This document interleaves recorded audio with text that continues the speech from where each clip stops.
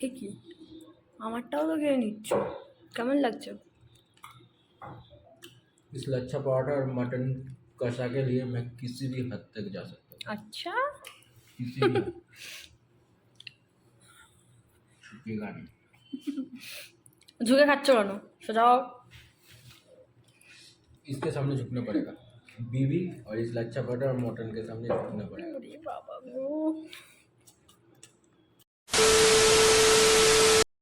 বাঙালি মানেই খাদ্য রসিক, তার পাতে যদি থাকে এরকম গ্রেভিদার মাটন কষা আর লাচ্ছা পরোটা, তাহলে তো কোনো কথা হবে না বস। শুধু ছেড়েও, ডোবাও আর মুখে চালান করে দাও, স্বর্গের অনুভূতি। আহা হা হা হা। আজকের আমাদের ঠিকানা বেলঘরিয়ার স্পাইসি রেস্টুরেন্ট, যাদের লাচ্ছা রোলের সুখ্যাতি বহু দিনের। দূর দূরান্ত থেকে মানুষ এই লাচ্ছা রোল খাওয়ার জন্য ছুটে আসে এই স্পাইসি রেস্টুরেন্টে। তবে আজকের ভিডিওটা খানিকটা অন্যরকম। আজকের স্পাইসির অন্দরমহলের কিছু অসাধারণ সুস্বাদু খাবারের সন্ধান দেব আপনাদের, যেগুলোর টেস্ট এক কথায় আপনার বলতি বন্ধ করে দেবে।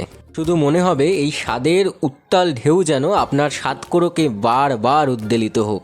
বেলঘরিয়া স্টেশনের 1 নম্বর প্ল্যাটফর্ম এবং 2 নম্বর রেলগেটের সন্নিকটে অবস্থিত এই স্পাইসি রেস্তোরাঁর অন্দরমহলটা ঠিক এরকম, যেটা সবার চোখে পড়ে না। প্রথমেই অর্ডার দিয়েছিলাম একটা এগ হাক্কা নুডলস, যেটার স্বাদ জাস্ট ফাটাফাটি ছিল। তার সাথে ছিল লাচ্ছা পরাঠা, মাটন কষা। এর আগেও ওদের হাক্কা নুডলস খেয়েছি, যথেষ্ট ভালো বানায়। Now it's my turn. এরকম ঠিক গ্রেভিওয়ালা মাটন কষা, উফ, এত সুন্দর আর সফট মাটনটা যে মুখে পুড়ে দিতেই মিলিয়ে গেল, আর যার স্বাদ জাস্ট অসাধারণ। তার সাথে লাচ্ছা পরাঠা, এর কম্বিনেশনটা আঙুল চেটে খাওয়ার মতো, সিরিয়াসলি এত সুন্দর।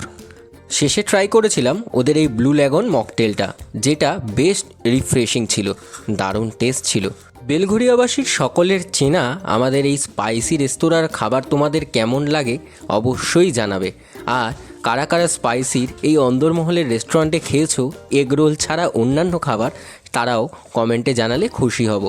বেশ দারুণ এক্সপিরিয়েন্স হলো, স্পাইসির খাবারের টেস্ট সত্যি মুখে লেগে থাকবে। দেখা হবে আবার নেক্সট ভিডিওতে। ভিডিওটা ভালো লাগলে অবশ্যই লাইক করে দিও।